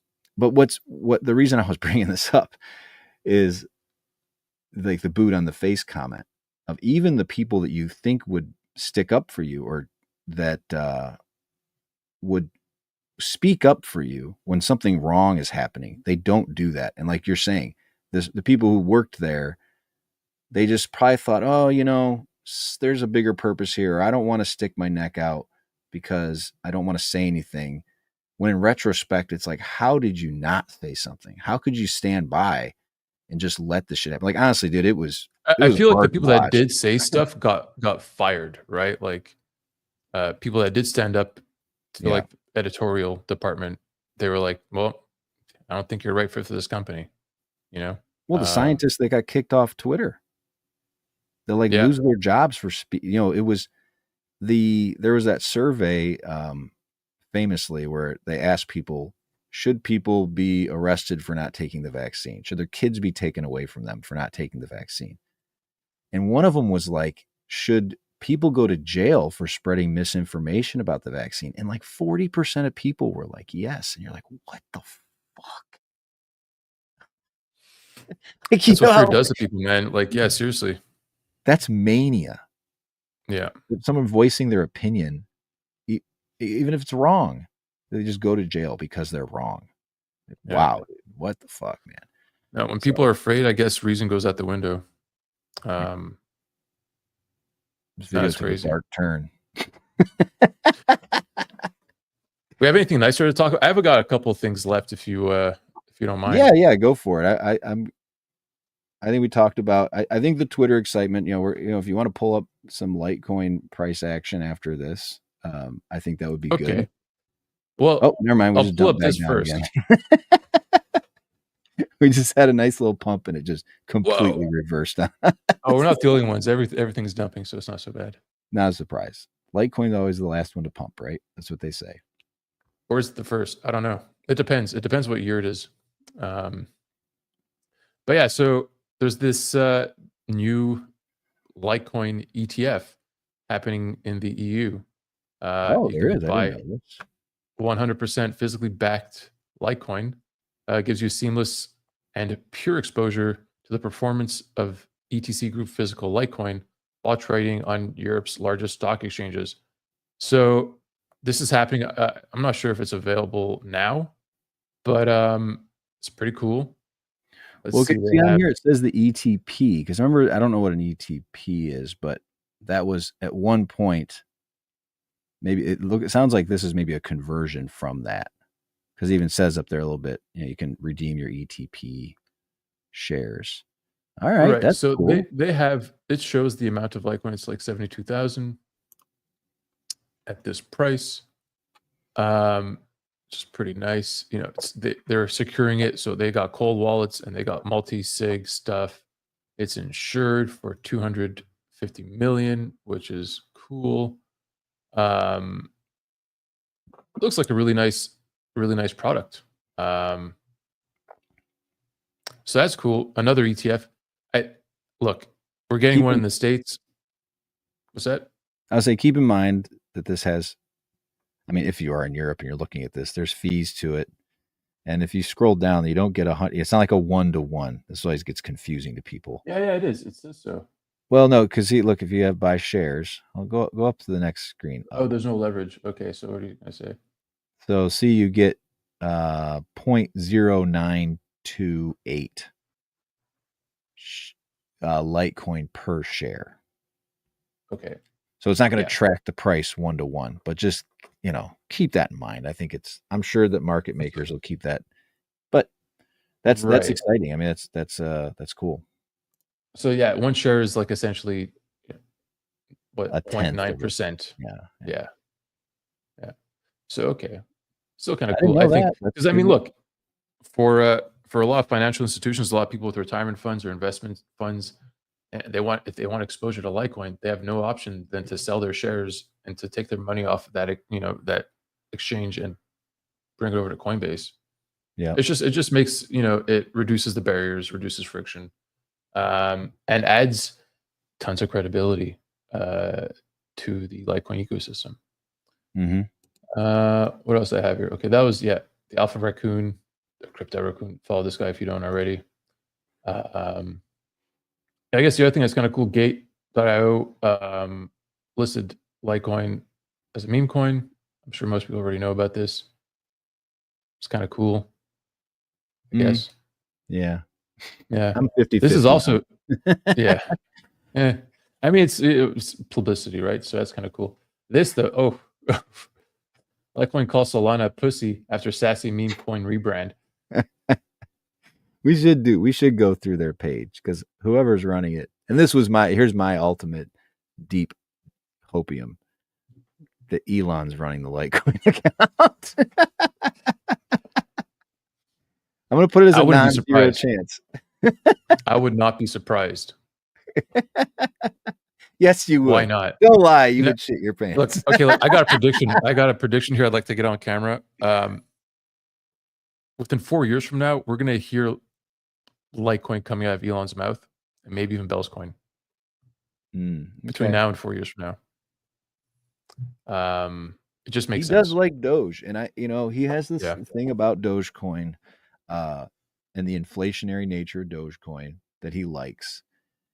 And I can't completely disagree with him. I can't totally argue about inflation being not a demon, particularly if it's fixed. And I remember having a conversation, I'm talking years ago on Twitter, with a guy saying, well, but if everybody knows what the inflation rate is and it's fixed, like it can't be changed, that's the thing that's important. It's the unpredictability of inflation is what makes it so horrible.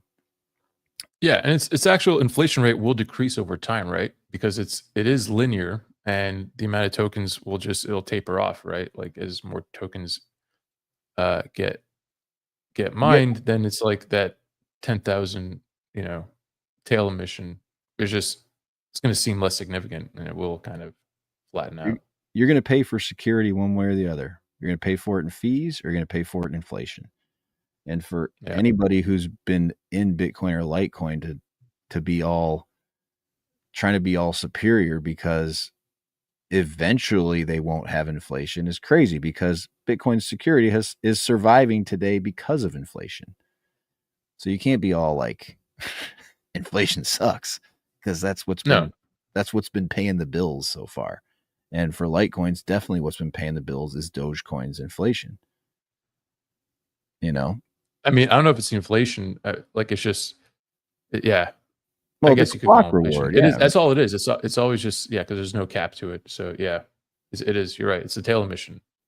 Which gives Litecoin the benefit of a tail emission without having to dilute its supply. Right. So in a way, it's the best of both worlds. Litecoin is kind of cheating the system. Maybe there was a plan. Maybe that's what Charlie had in mind. I wouldn't doubt it. Perhaps. That was a really big event for maybe a more benefit to Litecoin than Dogecoin in the long term. With the merge mine? Yeah. Yeah. I mean, I think we'll see one hand washing the other. We are seeing that. So you eliminate the competition and you give yourself a tail emission. It's a pretty good deal for Litecoin. I think so. I think so. And with Bells, it gives them a development environment now that they can test stuff on with relatively low risk, but still with enough of an incentive for hackers to want to try and break it. I do think it could be a really fun environment. Like I really think it can be so much more cooperative to have Bells, Doge, and Litecoin like all doing their own thing, but like not in a combative way and borrowing speaking of Bells, from each other. 100%. Do you see this week what happened with Misting Crypto? Yeah, somebody gave her a bunch of Bells coin. I haven't bought any Bells coin yet. I guess I don't own any, although I'm thinking about it. Okay, that's fair. I'm waiting for a pullback. I do think Bitcoin is going to have a hard time getting 100,000, and we're going to have an interesting week. It might be really volatile before Thanksgiving, and then maybe in a couple weeks we're going to have a big move. That's what I'm sitting on the sidelines with stuff right now. So let me see if I could find. All right. Yeah, so she got some exposure to Bells coin. Like 1,000. Is that is it still at 1,000? Somebody gave her like $1,000 worth of it. Yeah. Well, this is her wallet. She's got her wallet up. Randy Hipper. She's got 1,017 Bell, some NFTs. She's got some animal tokens. Oh wait, is my thing still presenting? Yeah. Sorry, I was clicking around looking for stuff. She's got some animal. I gave her tokens. Nice. I gave her the deploy token and a mint token, and she got a Bell's Ape Club thing. This one I think is rare. This Billy Marcus crypto card is I think quite valuable. And a whole bunch of other stuff. So yeah, it's pretty cool. So Randy Hipper is now a Bells coiner, and so is Tom Crown. Tom Crown bought some Bells the same day. So I guess, probably got a little bit jealous. He's like, fuck that. I'm going to get bagged too. Once Randy got hers. Yeah. So that was really cool. I mean, the community really rallied together. I thought it was super sweet. She was ecstatic on her show that day. I think she started crying too. Yeah, that was just a really good, wholesome moment that happened this week. So thought I'd bring it was nice to being that. here. Like I think she's what I think I've said this before. She's exactly who you think she'd be. She's not. There's no. There's nothing fraudulent about who she is on screen, which is nice. It's refreshing. No, and she's She she's get she's bound a with really energy. good asset to the space, to the crypto space. Yeah, she'll be. I think she'll We be need more long people like term. her. I think she said to Elon yesterday, "If you buy it, I'd love to do a crypto show." Like that's one of those things you do. You put it out there because you never know. Speaking I'll of watch. that, I might have a bet with Animal. I'm trying to decide if I want to do this or not. Oh. So I don't even know who's listening. I was trying to do a bounty. I had a couple ideas for bounties for the light dot space. And there's a lot of money out there, right? Charlie's dedicated to putting $250,000 to matching these bounties. And there's really not a lot of exciting bounties out there. So I had an idea a couple weeks ago before this whole Lester thing took off. I was like, you know what? Maybe we just try to get a bounty for a marketing team.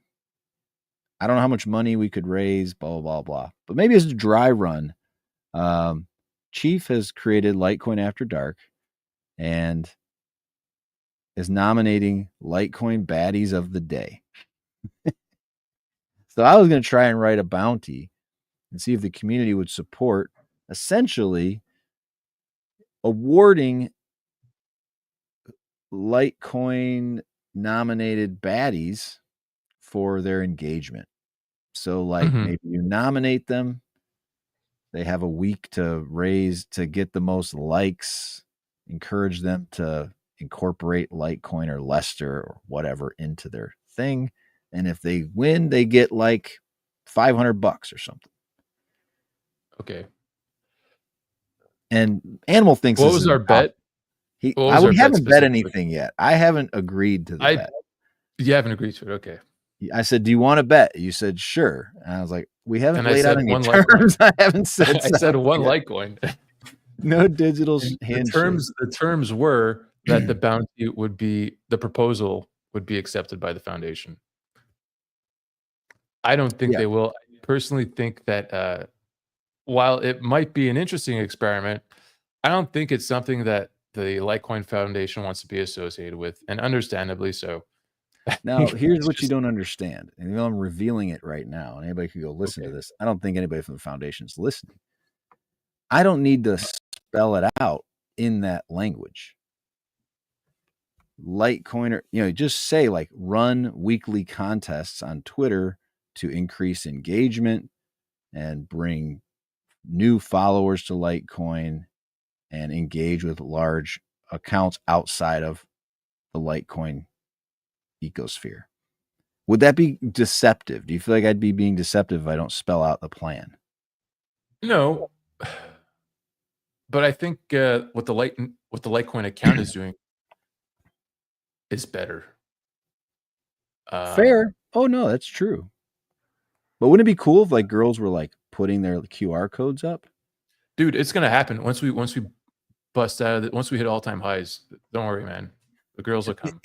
I find it bizarre that these women don't take money via crypto. Oh, I think some of them do. No, but I'm saying, why they don't put the QR code in a picture, or why aren't they putting like their address in their bio? Like weird. It's like it's so easy. I mean, that's literally what Miss Teen Crypto did. I mean, we encouraged her to do so. We're like, yo, download the wallet, throw up an address, let's see what happens. Which she did almost reluctantly. So, I mean, maybe you just have to, you have to coax them into it somehow. Yeah, I don't know, dude. Like, I just think that the whole thing with the female influencer emphasis rather is it's just not classy. I don't know, and I think Litecoin wants to stay classy. I mean, at least the foundation, maybe the Litecoin account doesn't mind dipping into the shit posting, well, but like it's, yeah, I feel like for the brand, I mean, I don't know if it would add anything to the foundation's brand, to the Litecoin brand. I think, like I said, eventually it will come. Eventually people or women will come, and I'm surprised we don't see homeless people on the street with QR codes, with the Bitcoin Litecoin QR codes. You know what I mean? Like, yeah, they're asking for change and stuff. Well, Like, I mean, they're homeless. sure, but man, they all have cell phones. Are you kidding me? That is true. That is true. I don't engage. I don't Um, have many homeless people around me. So Yeah, they have cell phones. They might even have cell phone plans. Maybe that's what the money's for half the time. Like, I don't know. But yeah, that's the thing. Like, we are in a bull market, right? Things are pumping. At least Bitcoin's pumping. Litecoin's still not quite there yet, but whatever. But it doesn't feel like it. Like, we don't have the spending. We don't have the raucous. I mean, maybe we do. I'm not invited. But the raucous parties where Bitcoiners are like, throwing money all over the place, right? Yep. So, or at least we don't see it in the news. And I think that's just because while the assets are appreciating, a lot of people got hurt in the last cycle. Look at this. And so, the bear mentality is still there. People are maybe trying to rebuild their stack or something and a little bit more, stingy. They're just frugal in general. So maybe that's why. But then again, why wouldn't people be asking for it? I don't know. Yeah, did you see me change the layout here? Bam. That's cool. I got one more thing I want to talk about. Okay, real quick. All right, good. And that's it for me. Vlad's BTC Takeover Privacy magazine is out. There's a press release on Bitcoin.com. Cool. It's pretty. It's if you haven't seen it yet, it's open source. You can download it from his website right here. It's got some really cool art. See the front page. You got Michael Saylor looking at this guy's wiener. Let me see if I can make this a little bigger. He's like, nice. Dude, that is the moment where I knew something was wrong with Michael Saylor. When he was like, you got a business that your family's owned for generations? Well, then go borrow everything you can against it and buy Bitcoin. It's like, oh my God, what's going on? Hey, listen. There is no second best. He also said he'll die with this Bitcoin, which, good for him. That's the most honorable thing to do, he said, is to die with your Bitcoin. Talk about a nut. Thank you, Michael. Thank you for your sacrifice. But like, how can he even do that? It's a corporation. Like, isn't there, like, if he dies, MicroStrategy is still going to exist, presumably, and they're going to hold on to it. It's not like they're going to liquidate them. It's not like they obviously they're not going to liquidate. Anyway, him talk about the article. I'm sorry, I interrupted you. No, I mean, this is the article. There's a bunch of cool art. His girlfriend Annie drew the Pepes. There's a little squirrel over here. You know who that is? Peanut. These are the articles. Obviously, it goes. That's Vlad's article, the first one. And yeah, the article, the press release goes on to state, so it talks about Bitcoin privacy, Monero privacy, Litecoin privacy, Zcash, Xano, and BTC. This is the one I wrote, by the way. Nice. You're the only one that got a name drop, it looks like. Am I? Or maybe Chris on crypto. Yeah. Chris on crypto. Yeah. So anyways, super cool magazine. It's open source. Like I said, you should pick it up. If you want, you can also buy it. There's a couple places. I'm not sure where does it say on his webpage. I think 84 million might want to make some copies and sell it. We do it here. I don't know.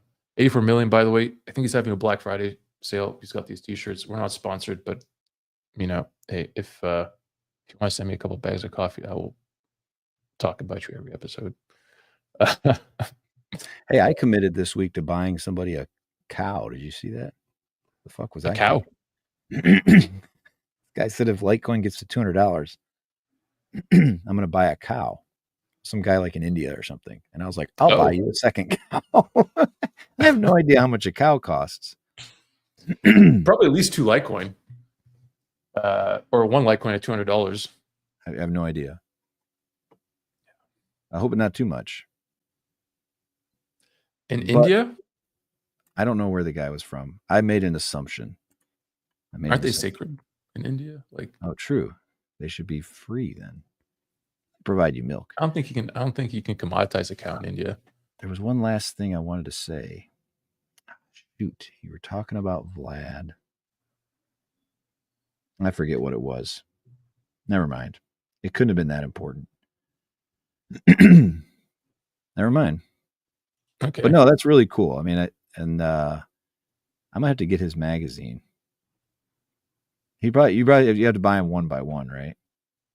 Okay. Oh, shoot. Okay. So physical copies, while some copies get printed for privacy-related events, Monerotopia, MoneroCon, everyone is encouraged to print their own magazines in order to spread the knowledge. But if you really want to order a print, you can send an email. So email Vlad. And as I said, 84 million, I think I saw that he might be doing that as well. Yeah, but digital copies are available here at Bitcoin Takeover / Privacy Mag. And since there's a GitHub, so there are changes here that are made to it, and you can follow the changes, which is kind of cool. You know, it makes me think I need to get back into making more of these. Just redesign. I mean, do you like the original logo? Do you think it looks pretty cool? Yeah, it's not bad. You want to redesign? I understand. Here, I have another hat sitting here. Get a little closer. So, it looks all stained up. Dang, clean your hats, bro. Yeah, I mean, it's pretty simple, but it stands out, you know. People I've noticed will be like, what? It draws some attention, right? Yeah. I don't know. Yeah. I need to maybe make another batch. They're not cheap to have made, but if I can get enough of them, it's not bad. So like maybe if I had like 100 of them made, I had 50 made last time, and I probably sold, I don't know, I still have a few of them around that I'm holding on to just because I want, like those two up there, I just want to have one of each for like a forever. Maybe I'll have to do like a version 2, change the look of it. Maybe put it down here or something, like a smaller logo. Maybe put MUB in there or something. I don't know. Yeah. I know people have these ideas. There's limitations, you know, if you're trying to get something custom. Oh, you know what you can custom design is Chuck Taylor Converses. Did you know this? Oh, no. Okay. You can make your own colors. You can drop your own logos in there, and they're not that expensive. Like you could legit, like that'd be a good way to actually do, again, if Foundation's listening, go do a fundraiser. Like you can pick your size, you can pick your color schemes. Let me see, custom. This is what I wanted to talk to you about. This has nothing to do with Litecoin at all. I went to Indiana University. That's where I graduated from. They have been one of the most atrocious football teams in major college football forever. They play Ohio State today. They're 10-0. This is the first time Indiana's won 10 games in a season. I think one year, like in 1967, they were decent. They've beaten Ohio State. They beat them in 1988 and 1989. They have not beaten Ohio State any other year since like 1950. So 70 years, they're like 2-65 against Ohio State. Ouch. This gives you an idea how bad they are. I was telling my daughter when I went to school there was 1 month they lost collectively like 201-6.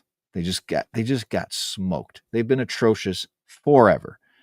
And out of the blue, they got a new coach. They've put things together. They got a quarterback that transferred there. They've been winning games. So if they beat Ohio State, which I don't know that they will, I'm going to put the odds at a 10%. It would be pretty amazing. The game's on at noon, so go root for the Hoosiers because they may never get a chance to do this again.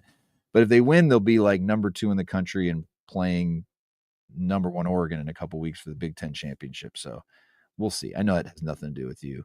Just a little. Was that on ESPN or something? Or that's a good question. I'll flip around.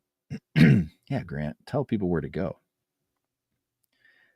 But yeah, I think that's about right. Let me see here.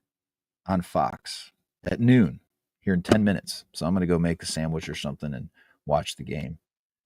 But custom Chuck Taylors, somebody needs to do this. It doesn't need to be me because I'm not good at this shit.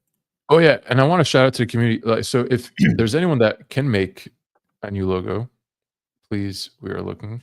And also, if anyone has music that they can make for us, that'd be great. Because I think it'd be good to have some nice music at the beginning at some point.